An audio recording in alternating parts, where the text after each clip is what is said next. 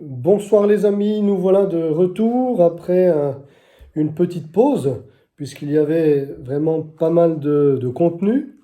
Alors on a fait exprès une petite pause pour repartir de plus belle et sur nos deux pieds, voilà, pour une nouvelle série d'études, cette fois-ci sur les ministères.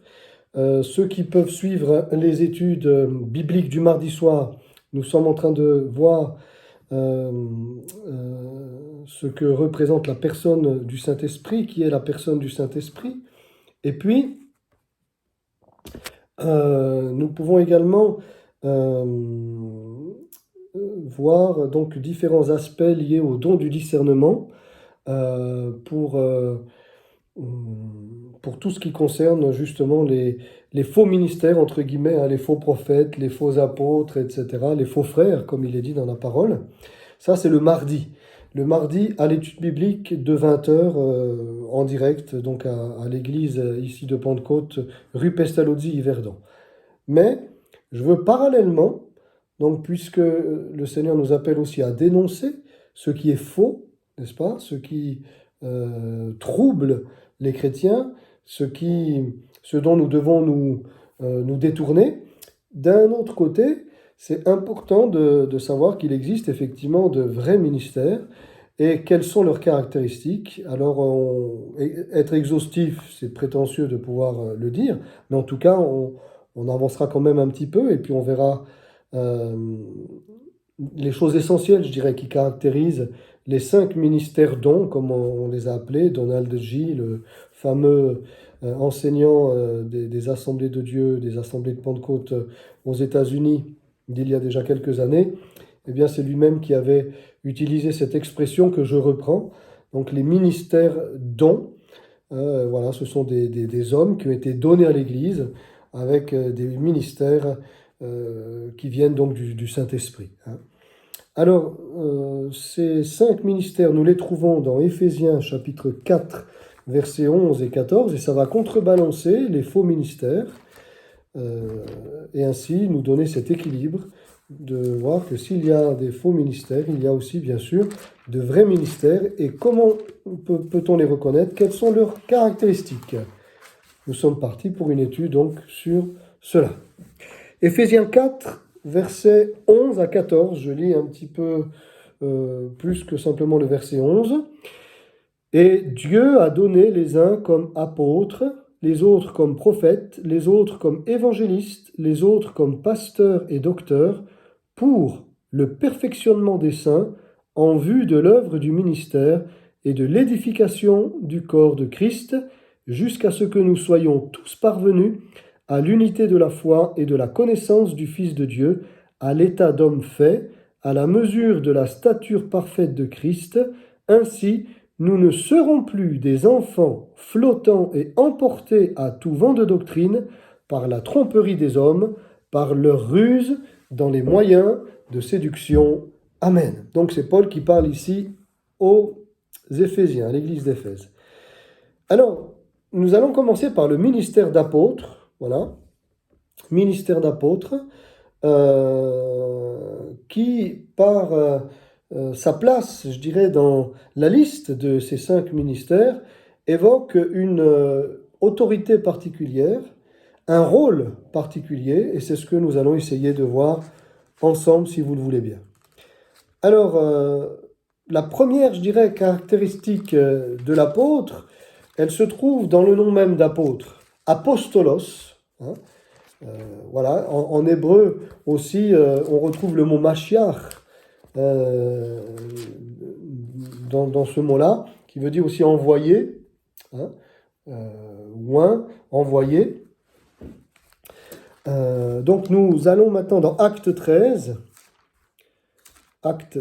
versets 1 à 4. Shaliar, pardon, pas Mashiach, Shaliar. Mashiach, c'est le Messie, c'est être oint. Shaliar, envoyé, hein, envoyé.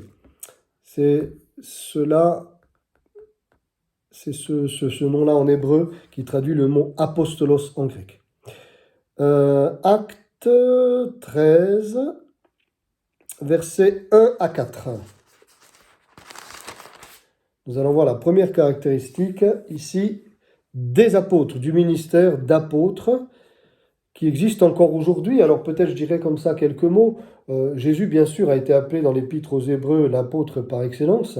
Nous avons aussi les 12 apôtres, desquels nous ne parlerons pas dans le contexte-ci, hein, mais nous voulons voir les apôtres d'aujourd'hui, ou en tout cas après, je dirais, l'âge apostolique, hein, les apôtres qui ont suivi les 12 apôtres, puisqu'il existe encore aujourd'hui donc des apôtres. Qui sont-ils et quelles sont leurs caractéristiques? C'est sur eux, c'est sur ce ministère-là que nous allons nous focaliser.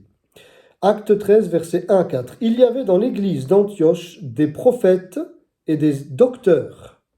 Barnabas, Siméon appelé Niger, Lucius de Cyrène, Manahen qui avait été élevé avec Hérode le tétrarque, et Saul. Pendant qu'ils servaient le Seigneur dans leur ministère et qu'ils jeûnaient, le Saint-Esprit dit : Mettez-moi à part Barnabas et Saul pour l'œuvre à laquelle je les ai appelés. Alors, après avoir jeûné et prié, ils leur imposèrent les mains et les laissèrent partir. Barnabas et Saul, envoyés par le Saint-Esprit, descendirent à Séleucie et de là ils s'embarquèrent pour l'île de Chypre. Amen. Amen. Première caractéristique de l'apôtre, je le disais donc tout de suite, nous la trouvons dans le nom même de Chaliar, hein, d'apostolos. Donc le mot apôtre veut dire envoyé, que ce soit en hébreu comme en grec. Envoyé. Ce sont avant tout des envoyés de Dieu et de l'Église. Voilà, c'est important à dire parce qu'il y en a qui partent comme cela pour servir Dieu, mais ils n'ont pas été envoyés par Dieu et ils n'ont pas non plus été envoyés par les ministères ou l'église locale à laquelle ils appartenaient ou desquels ils dépendaient.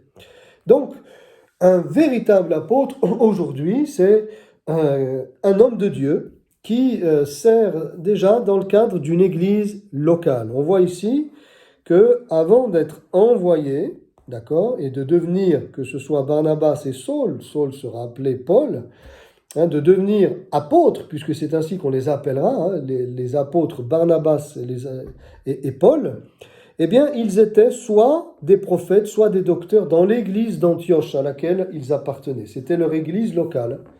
Il y avait Pierre, Jacques et Jean qui étaient à l'église de Jérusalem, et puis il y avait ici Saul, Barnabas et les autres, d'autres ministères, Jude, Silas et d'autres qui étaient à Antioche, et donc qui servaient Dieu, voyez, avec d'autres ministères, en collaboration avec d'autres ministères. Voilà.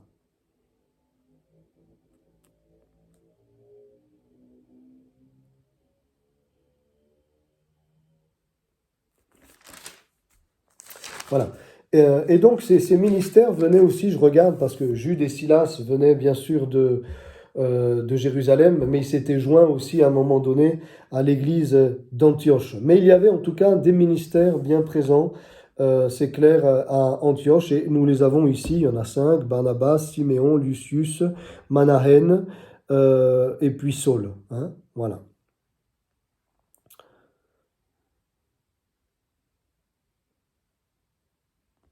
Voilà. Et donc, ces ministères servaient dans le cadre de l'église locale, je le répète bien, et donc un apôtre, c'est déjà un ministère qui a été reconnu dans le fonctionnement d'une église locale dans laquelle il a grandi ou dans laquelle il est arrivé, puis il a évolué. Donc c'est quelqu'un qui a été connu comme un frère, digne de confiance, comme un frère qui a servi pendant des années, et puis ensuite comme un frère qui a reçu un appel de Dieu avant même qu'il soit né. Dieu l'avait mis à part pour le saint ministère, et il a été reconnu dans l'église locale comme donc un ministère don. Hein. Mais donc, que ce soit Saul de Tarse, qui est devenu l'apôtre Paul, ou Barnabas, étaient, je le répète, soit des prophètes, soit des docteurs. C'est ce qui est dit là. Il y avait des prophètes et des docteurs, avant de devenir apôtre. Alors, c'est vrai que l'apôtre Paul a beaucoup écrit en matière de doctrine. Hein, c'est l'apôtre que Dieu a le plus utilisé dans ce domaine. Mais Dieu l'a aussi beaucoup utilisé dans les révélations. Dieu lui a donné beaucoup de révélations. Et les deux sont un petit peu liés. Alors certains pensent que c'est un prophète avec aussi un ministère de docteur. D'autres pensent que c'est plutôt le ministère de docteur qui est en avant, suivi du ministère aussi de prophète. Mais bon, en tous les cas, ce qui est sûr, c'est que il y a toujours dans un ministère, je dirais, une prédominante, quelque chose qui sort davantage des 5 ministères décrits, et il y a un peu aussi des autres. Mais il y a toujours une particularité dans un ministère, même si ce n'est pas exclusif à l'un, comme ici, on l'a dit, ils peuvent être prophètes et aussi docteurs, ou docteurs et prophètes. Il y en a qui sont à prophètes, je dirais peut-être à 80% et 20% docteurs, mais il y a toujours un petit peu des 5 ministères. Ça peut être aussi un prophète avec un côté pasteur ou un docteur qui, comme ici, va être appelé à être un apôtre.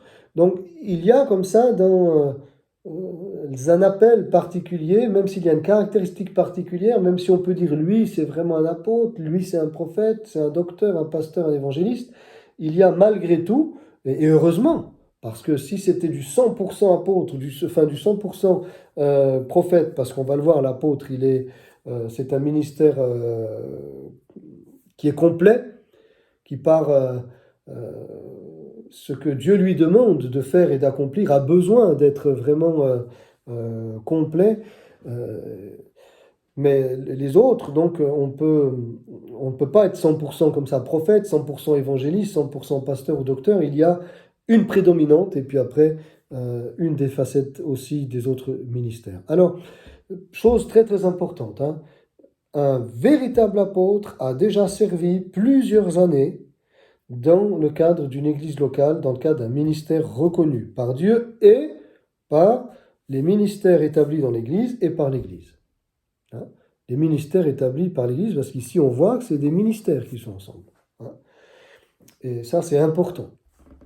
Très très très important, parce qu'il y en a qui peuvent partir en disant moi je suis un apôtre, je pars, mais déjà si Dieu t'a envoyé, eh bien Dieu t'a déjà fait évoluer dans le cadre d'une église locale dans laquelle tu as rendu un bon témoignage, tu as évolué, et puis au temps voulu de Dieu, et si c'était là l'appel que Dieu avait mis sur ton cœur, eh bien tu as pu partir. Donc ça c'est la première chose. La deuxième chose, donc, c'est que ce sont vraiment des envoyés. Donc après avoir servi un temps et des années dans le cadre d'une église locale, avec d'autres ministères, eh bien quand c'est vraiment un appel de Dieu sur un homme comme Saul de Tarse ou Barnabas, à un moment donné, le Seigneur va leur dire, eh bien maintenant, je vais élargir votre espace, je vais élargir votre tente, et je vous appelle à partir, et je vais vous envoyer, vous devez quitter votre église locale, non pas définitivement, comme on va le voir, parce qu'ils sont toujours rattachés, ils étaient toujours rattachés quelque part aussi à leur église locale, parce qu'après avoir fait leur tournée missionnaire, ils revenaient, puis ils pouvaient rendre compte aussi du travail que le Seigneur avait accompli. Donc ils partaient, mais ils n'étaient pas séparés, détachés, coupés de l'église locale, vous voyez. Mais ils étaient appelés à aller plus loin, contrairement à d'autres qui restaient sur place, ou en tous les cas peut-être dans la région ou dans un cercle plus restreint. Les apôtres, eux, de par l'appel et de par la définition même de ce mot apostolos, shaliach en hébreu, eh bien ils partent et ils sont envoyés à l'étranger. Donc ce sont des ministères qui, après avoir servi dans l'église locale, partent pour un pays, d'accord, à l'étranger. Voilà, pour un pays à l'étranger. Et c'est à cela la première caractéristique que l'on connaît aujourd'hui les apôtres. On les appelle aussi les missionnaires. Souvent aujourd'hui on n'ose pas donner le nom d'apôtre, parce que c'est vrai, il y en a qui se font appeler apôtres et puis qui ne le sont pas. Ils aiment bien avoir leur titre ou leur carte sur laquelle il est écrit apôtre de ceci, apôtre de cela.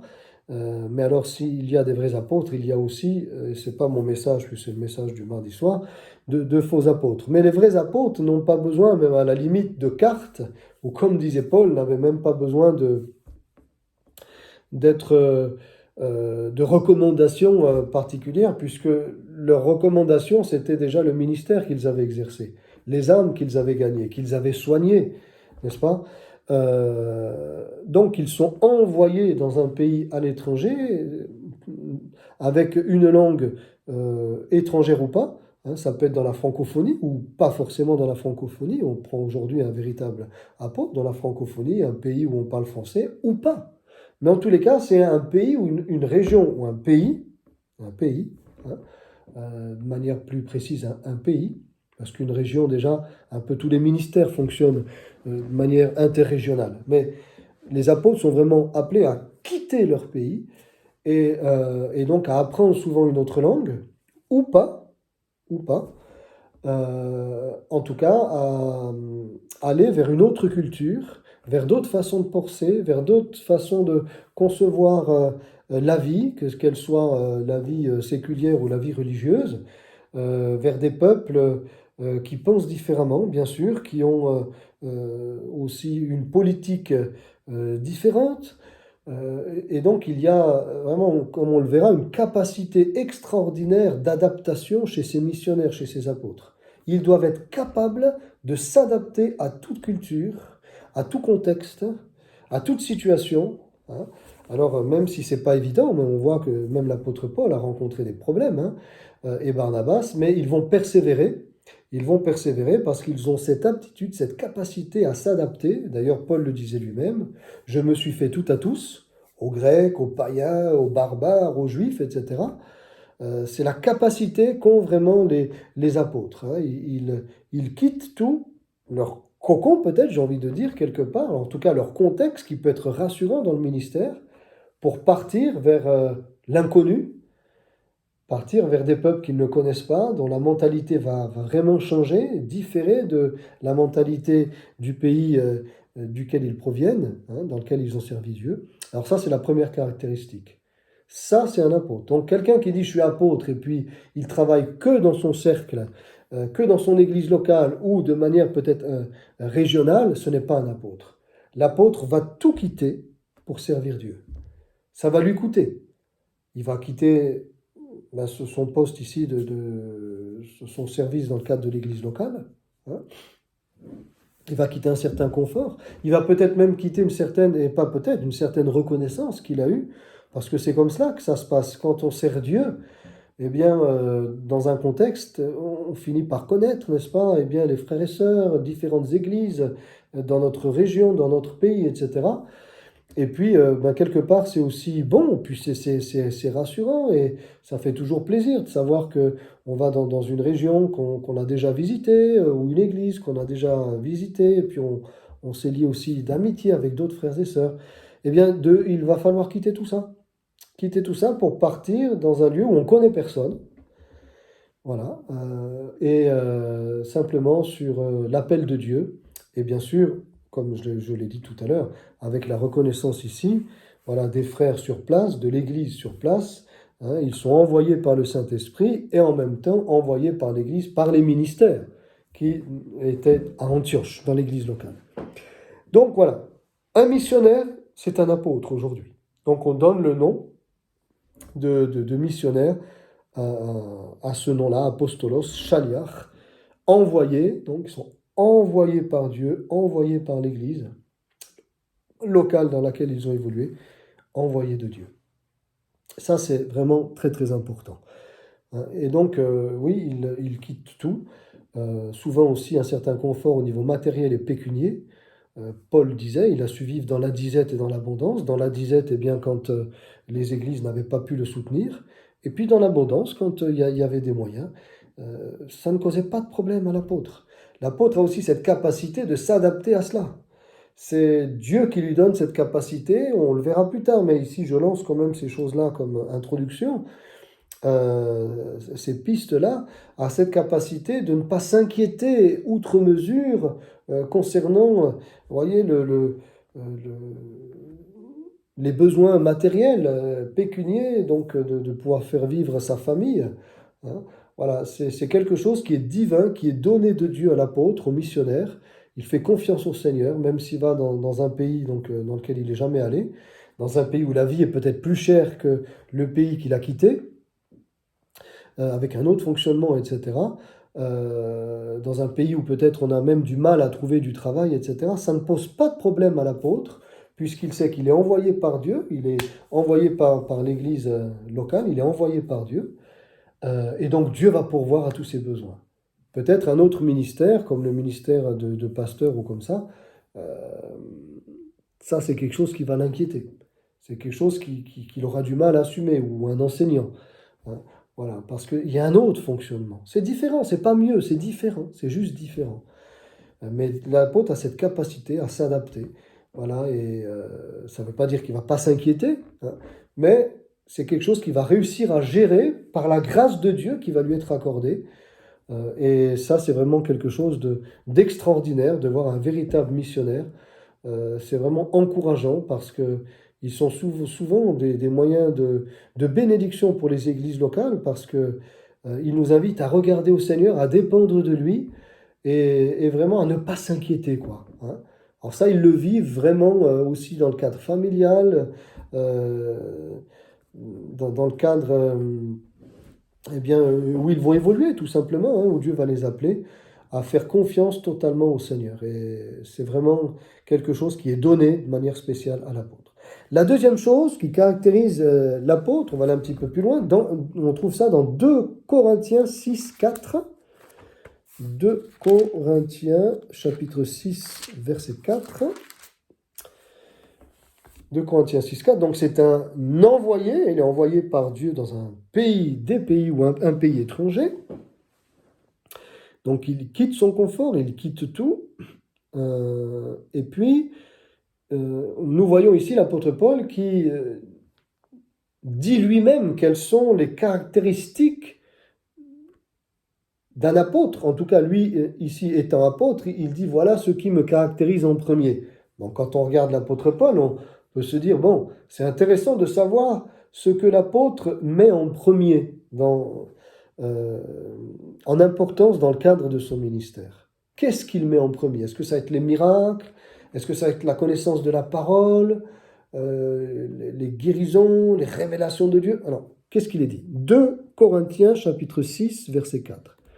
Nous nous rendons recommandables à tous égards comme serviteurs de Dieu. Et comment est-ce qu'ils se rendent recommandables à tous égards comme serviteurs de Dieu?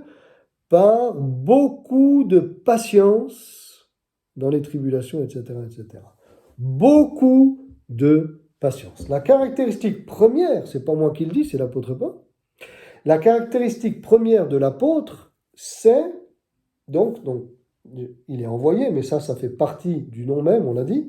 Mais la caractéristique première en tant que capacité, je dirais, à pouvoir exercer ce ministère don, c'est d'être extrêmement patient. L'apôtre a une patience qui surpasse la patience des autres ministères, à égalité très certainement avec celle des prophètes, comme on verra, parce qu'ils sont souvent liés. Mais il sera beaucoup plus patient qu'un évangéliste. Voilà. Beaucoup plus patient qu'un docteur, et plus patient aussi qu'un pasteur, même si un pasteur est très très patient et fait preuve de beaucoup de patience aussi dans le cadre de son service, c'est clair. Mais l'apôtre vraiment surpasse quand même à ce niveau-là, en capacité de pouvoir gérer des situations de stress, d'accord? Des situations compliquées, des situations pour lesquelles plus d'un ministère abandonnerait. Eh bien l'apôtre, le missionnaire, il va dire non, il faut persévérer, les frères. On ne peut pas laisser une église comme ça.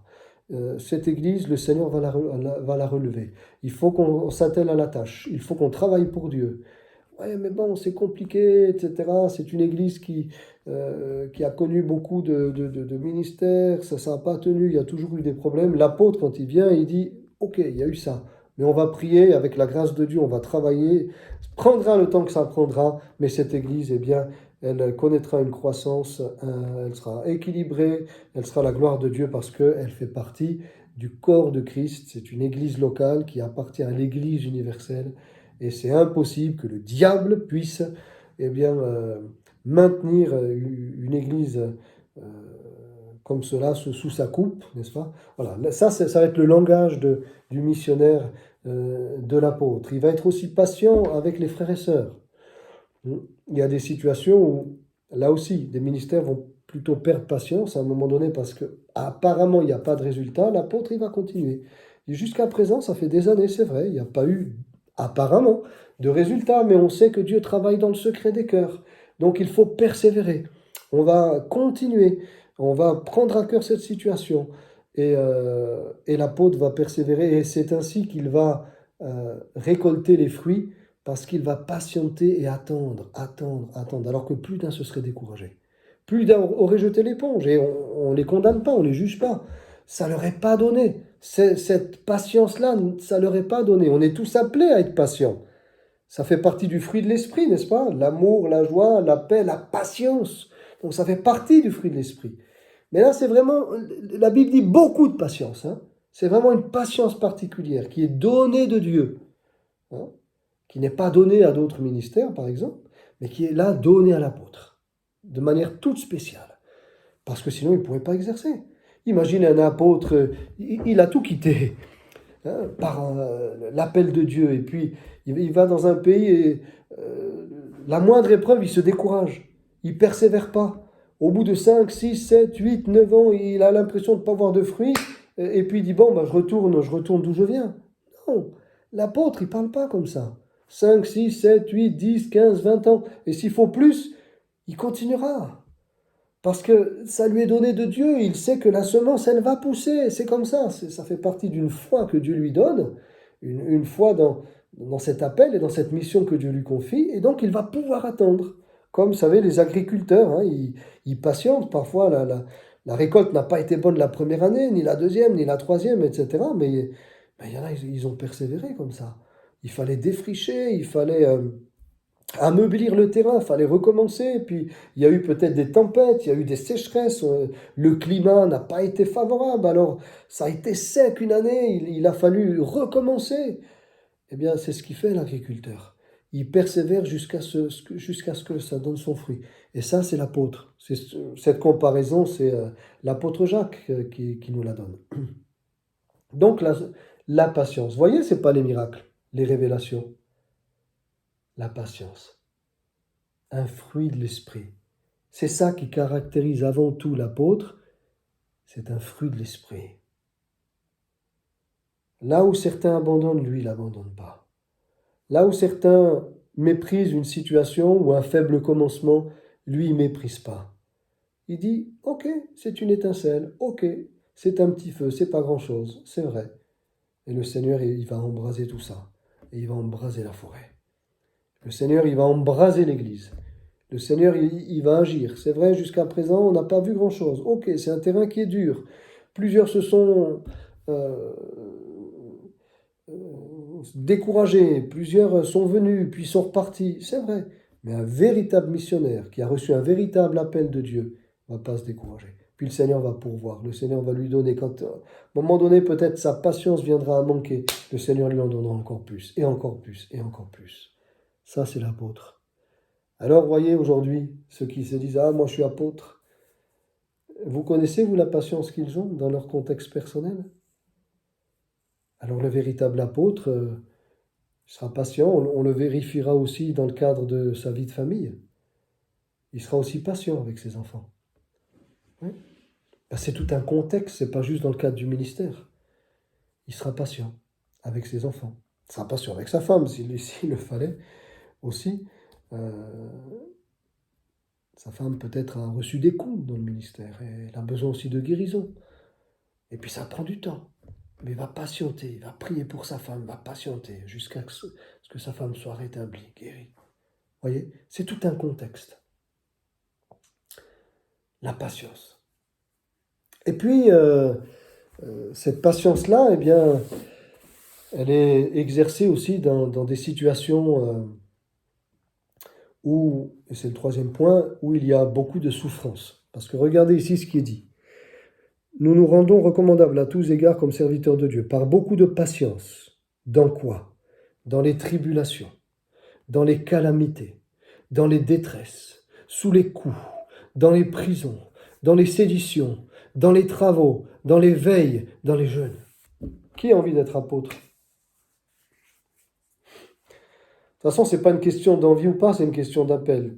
On est appelé ou pas. L'apôtre est appelé de Dieu avant même qu'il soit né. Paul le dit. Hein, voilà. Donc il m'avait mis à part, hein, voilà, avant même qu'il soit né. Paul le dit aux Galates. Donc c'est pas un choix. Je me dis, moi je vais être apôtre. Non. C'est l'évolution dans le cadre du ministère qui est une évolution voulue de Dieu. C'est un appel de Dieu. On ne peut pas dire, moi je vais être apôtre. C'est Dieu qui appelle et c'est toi qui réponds. C'est pas moi qui m'appelle et puis Dieu qui me suit. C'est Dieu qui appelle, n'est-ce pas? Reconnu, comme on l'a dit tout à l'heure, dans le cadre aussi, bien sûr, des ministères de l'Église locale et de l'Église locale. Et puis c'est moi qui réponds. Beaucoup de patience, beaucoup de souffrance. C'est vrai, je suis assez direct, frères et sœurs, mais aujourd'hui, je suis parfois attristé de voir sur Internet ou ailleurs certains qui se disent apôtres et puis on connaît leurs témoignages, je dirais, dans le cadre de leur service. Il n'y a pas beaucoup de patience, non? Et puis, ils n'ont pas beaucoup souffert, quoi. Parce que, étant extrêmement susceptibles, non, ce qu'on voit ici, ça ne les représente pas, quoi. Mais le véritable apôtre, il reçoit des coups. Oui. Il reçoit des coups dans le ministère, des coups durs. Paul a eu affaire à des faux frères qui l'ont attaqué. À des hommes qui lui ont préparé des guet-apens pour le tuer. Toutes sortes de calamités. Paul a été lapidé. Alors je ne vous dis pas de coups, hein, c'est les coups qu'il a reçus, quoi. Il servait Dieu. Il a été lapidé, à l'Istre, laissé pour mort. Paul a été emprisonné, enchaîné, parce qu'il annonçait l'évangile. Et comme il chassait aussi des démons, et que parfois les personnes dans lesquelles il avait chassé les démons, hors desquelles il avait chassé les démons, étaient des personnes influentes qui auparavant avaient fait gagner de l'argent à des chefs d'entreprise, il était poursuivi, quoi, parce que les chefs d'entreprise avaient perdu en matière de gains financiers, hein, etc. Donc on voit tout ça dans les actes. Et donc il a été jeté en prison injustement. Et les prisons de l'époque, c'est pas comme aujourd'hui, hein, avec téléphone portable, voilà, hein, confort, fitness. Il y avait des entraves aux pieds, des entraves aux mains, il y avait des rats, des odeurs nauséabondes. Les prisons de l'époque, ce n'étaient pas les prisons d'aujourd'hui, hein. Et Paul a accepté ces souffrances-là. Quelqu'un qui n'est pas appelé de Dieu, qui n'est pas appelé à être un missionnaire, un apôtre, la première souffrance, allez, 2 ou 3, allez, pas plus, il fait marche arrière. Il dit, si c'est ça, servir Dieu, recevoir des coups, avoir des tribulations, des détresses, être enfermé, travailler parfois aussi de ses propres mains pour bâtir une église, être obligé de veiller, de prier, de jeûner pour que vraiment, eh bien, on puisse être délivré de toutes sortes d'attaques de l'ennemi qui veut empêcher l'œuvre de Dieu d'avancer. C'est pas donné à tous les ministères, ça. Donc, un véritable apôtre, il va connaître la souffrance.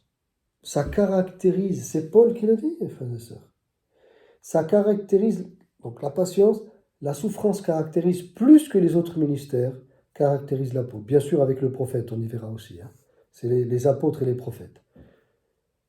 Ce qui les caractérise, c'est ça, la souffrance. Ils souffrent pour Christ. D'ailleurs, il le dit à Timothée, souffre avec moi comme un bon soldat de Jésus-Christ. Quoi? Souffre, oui. C'est un appel à la souffrance. À souffrir pour Christ, pas souffrir parce qu'on fait n'importe quoi, pas souffrir parce qu'on aime souffrir, mais non, souffrir parce que ça fait partie de l'appel. Ça fait partie de l'appel. L'apôtre, il va déranger, il va remettre en cause de certains schémas, certaines façons de fonctionner. il va causer des émules, parfois même dans des églises. On a vu ici combien de fois, quand Paul entrait dans les synagogues, elle se séparait en deux, la synagogue. Il y en a qui étaient pour Paul et puis Barnabas, et les autres pas. On avait l'impression que ça causait une division, mais en fait non. Ça causait une séparation. Il y en a qui se séparaient d'hommes et de femmes légalistes pour épouser la cause de l'évangile de Jésus-Christ. Donc il y a une séparation par rapport au péché, par rapport à une certaine façon de vivre. C'est ça aussi, appartenir à Christ, c'est se séparer, se couper du monde, se couper de la mentalité du monde, même dans le cadre de l'Église. Et donc un véritable missionnaire, un véritable apôtre, eh bien, comme il prêche la saine doctrine, on le verra également, ce ne sont pas des hommes de compromis, hein. Ça c'est clair et net. Ce sont des hommes qui ont du caractère, un caractère trempé que Dieu leur a donné pour résister contre les tempêtes, contre des accusations, des coups, toutes sortes de guet-apens et de choses qui sont montées contre eux. Ça c'est de la souffrance. Ils connaissent le rejet. Un apôtre, c'est pour ça, il peut aussi à un moment donné, il peut se retrouver seul, voyez. Pas longtemps, parce que l'apôtre aussi a besoin, comme les autres ministères, de travailler en collaboration avec d'autres ministères et de se trouver, de pouvoir prier ensemble. Mais l'apôtre connaît la solitude. En prison, combien de fois Paul le dit qu'il était seul, que tous l'ont abandonné, vous vous rendez compte? Tous m'ont abandonné, il va dire à Timothée. Il s'est retrouvé seul. Ça fait partie du ministère. Mais que cela ne leur soit pas imputé, c'est ce qu'il dit. La solitude, il faut savoir la vivre, la solitude dans le ministère. C'est pas évident, hein. C'est pas évident. Quand Dieu permet cette solitude-là dans le ministère, qu'on a l'impression qu'on est tout seul à ramer, à prier, à jeûner, à évangéliser, à enseigner, à faire des visites, etc. On a l'impression, je dirais, c'est pas vrai en fait, on n'est pas seul, mais on a l'impression, et Dieu permet ces moments-là aussi. Parce qu'il forge le caractère des missionnaires. Et ça, le missionnaire va le supporter. Dieu va lui donner une capacité à supporter cette solitude voulue de Dieu, ce rejet, cette contradiction à laquelle il peut faire face, cette opposition de la part de certains faux frères, de la part parfois même de ministères, d'autres ministères. On voit ici, l'apôtre Paul a fait face à certains, entre guillemets, ministères. C'était pas des vrais ministères, mais qui lui causaient toutes sortes de problèmes. Quand il n'était pas là, ils essayaient de parler mal de lui dans les églises qu'il avait fondées, essayaient de retourner les chrétiens contre lui. Voilà ce que subit un apôtre. Ça ne fait pas plaisir hein, quand on parle mal de vous. Alors que c'est vous qui avez fondé une église, alors que c'est vous qui avez été le moyen de bénédiction de l'église, et puis que d'autres arrivent, commencent à perturber les chrétiens en disant du mal de vous. Vous voyez, c'est ça qu'a vécu l'apôtre Paul. Et c'est ça que vivent, toute proportion gardée, mais que vivent en tous les cas, dans une certaine mesure, plus ou moins grande,